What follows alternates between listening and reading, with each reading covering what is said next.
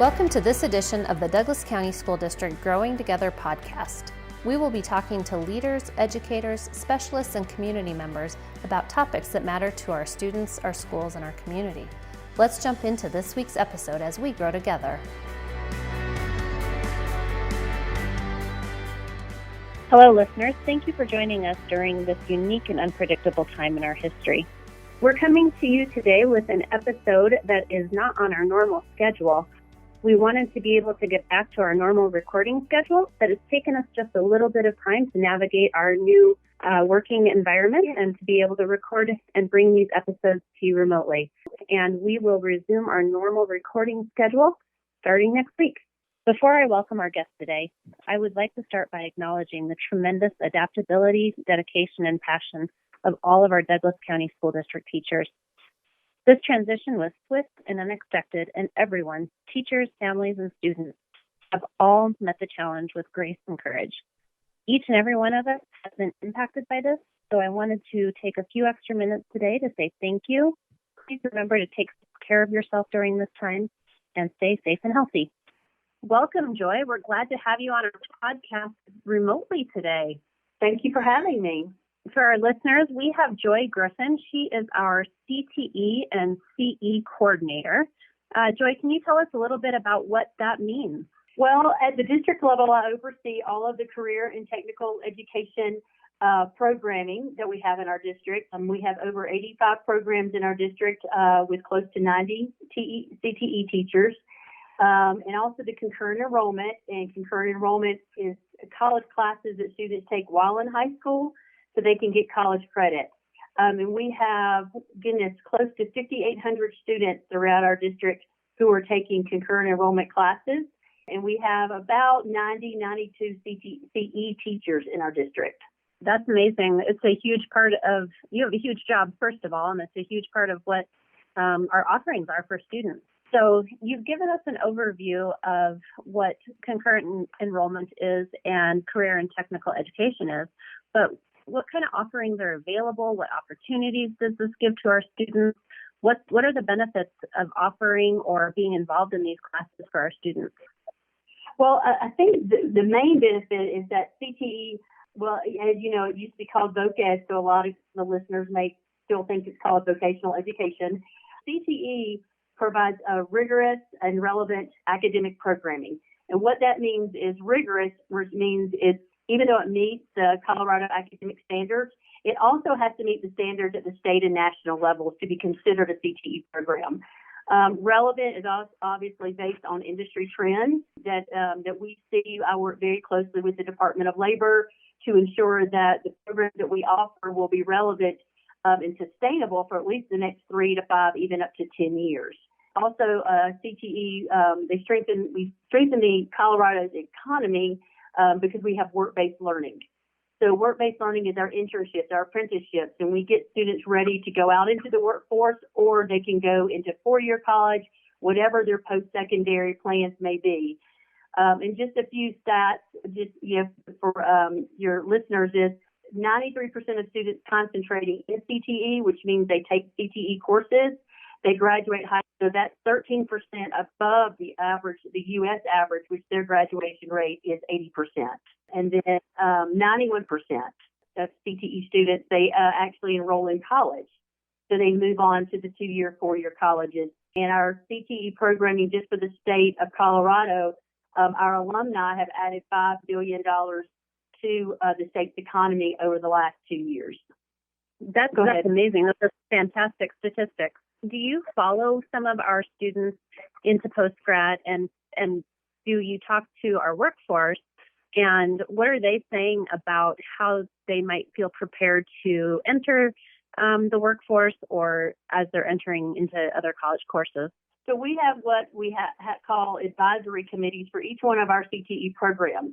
The advisory committees are made up of industry professionals. They're active in the industry, work in the industry. They work with our CTE teachers and our students, They keep us up to date on industry trends, resources that we may need in the future to be a part of that industry. They offer advice to our students. They act as our mentors, and they visit classrooms and for project-based learning. And yes, we do follow our students.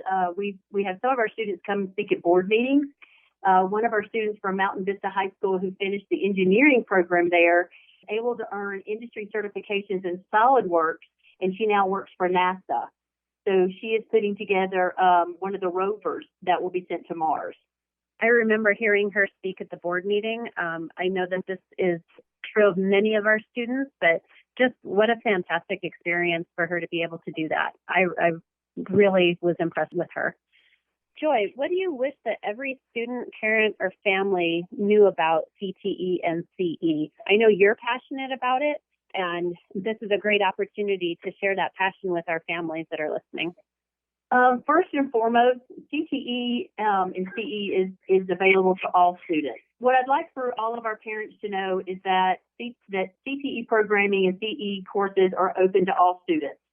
What I'd want the listeners and parents to know is that DCSD programming, CTE, CE programming is available to all students. So Douglas County has some of the strongest CTE program offerings in the state. For example, our engineering program at Mountain Vista High School, Kent Allison, and Legend High School with Debbie Towser have won national awards. And then Debbie Towser actually was named Advisor of the Year for the state of Colorado. At Highlands Ranch High School, Nikki DeVolt runs the cybersecurity program. And all three of these teachers not only teach CTE, but they're also adjunct professors with Arapahoe Community College.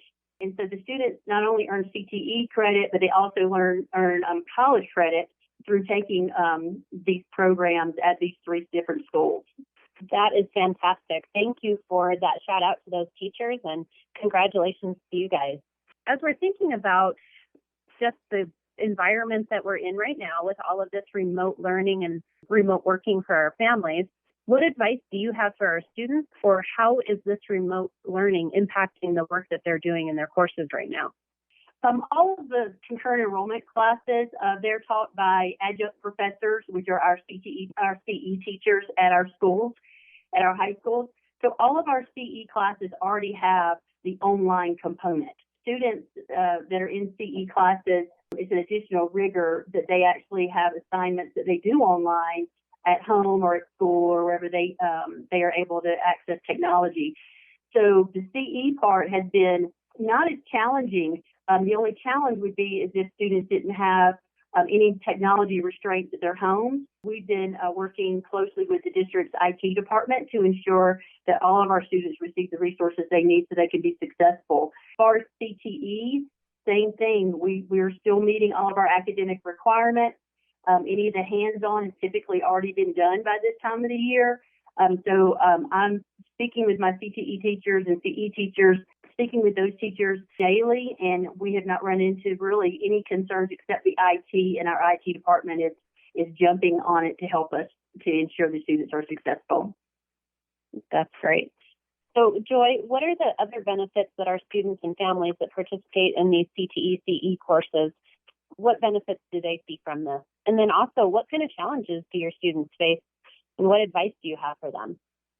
So I think as far as CTE, the benefits are the leadership experiences, the scholarship opportunities. They get to form a relationship with peers that have the same interest in TTSOs, which are career and technical student organizations.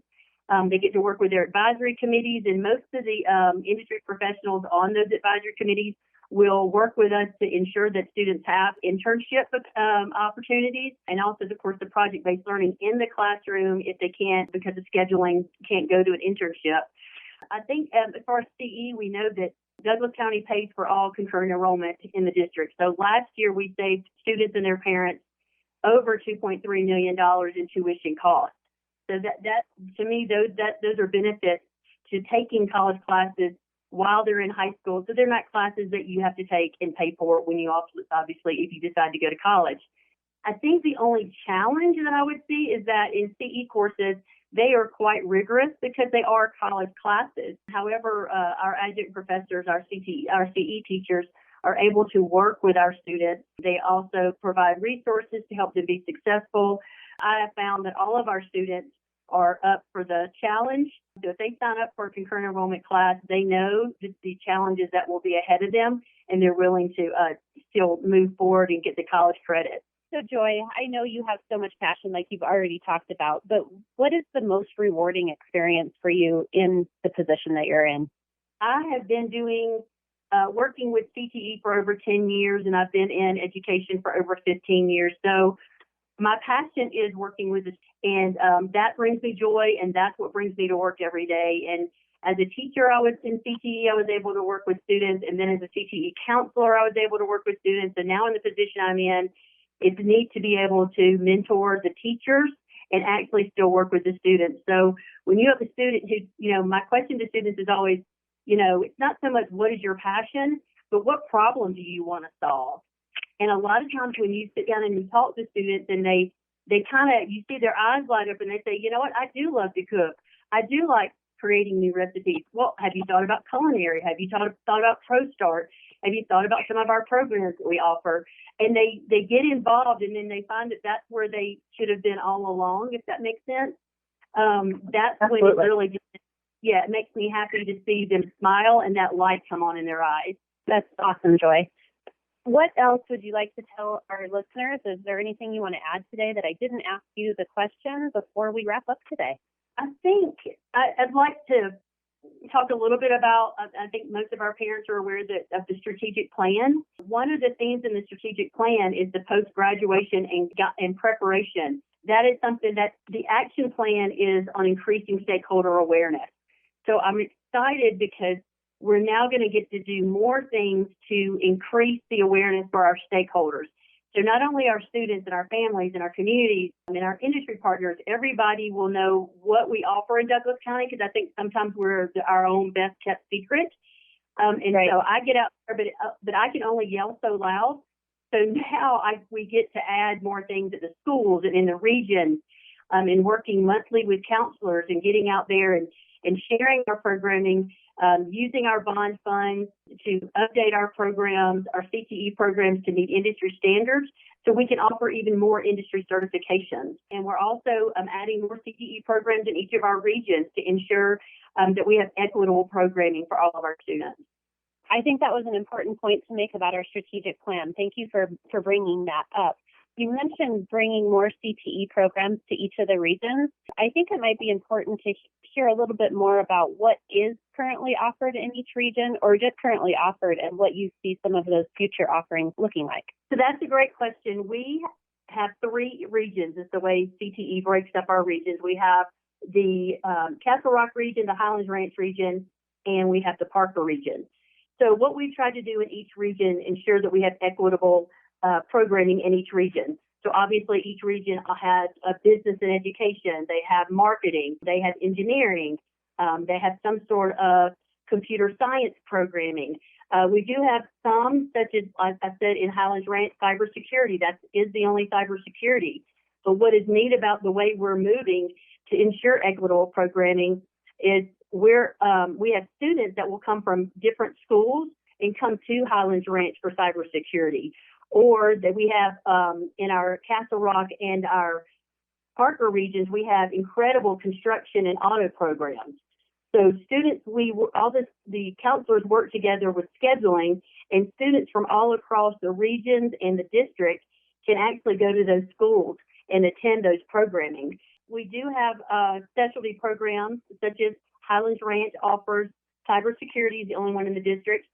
We have an incredible agricultural science program at Douglas County High School that offers horticulture and animal science programming. Of course, we have the auto and the construction programs.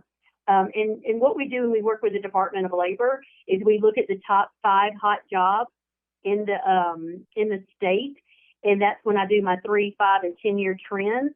And we ensure that we have those top 5 hot jobs in each of our regions, because we know that's what the students are going to need to be working toward to actually be able to, stay in Colorado and contribute to our economy here.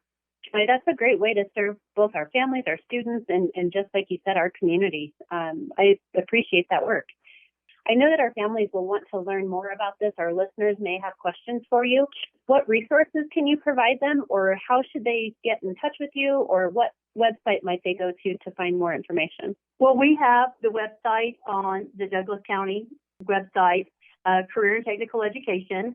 They can go there, and we are updating it. We have recently hired 3 program specialists that services the 3 schools in each of the regions, and they service the CTE, CE, and work-based learning side. So if they want to go to the website, my phone number is there, and I can direct them I can answer their questions, provide resources, or if they're looking for something more specific at one of the high schools, I can direct them to their program specialist. That's perfect. Excellent. What advice or strategies do you have, Joy, for students and parents as they navigate this new remote learning environment? My first instinct as a former counselor, actually still a counselor, is to be patient with yourself and with others, to make sure that you have grace, be flexible, and always look for the best intent in others. Our students are not only transitioning to remote learning, which is new to many of them, our staff is making that shift as well. So I think that we should show grace and flexibility to each other. But most importantly, I want to make sure that your listeners and parents and students understand that they need to reach out. Don't feel isolated. If they're feeling overwhelmed or having anxiety or any sort of depression, to make sure they reach out. Don't go it alone. That I have found just in my short time with Douglas County, my 2 years, that we are a family and that we help each other. And I want to make sure that they know that we're in this all together. So parents or students reach out to your counselors at your home high schools and ask for resources. And they all have community resources. If not, they can't offer to the district, they have community resources for you. So we're living in uncertain times, which will pass, and it won't be easy. But just remember that you do have support from the Douglas County School District family. Thank you for sharing that, Joy. And I think that goes for every student, every teacher, every parent in our entire community. That is such good advice and such a good reminder, because it really is uncertain and unpredictable, and it's something we haven't experienced before. I really appreciate you offering that piece of advice for everybody.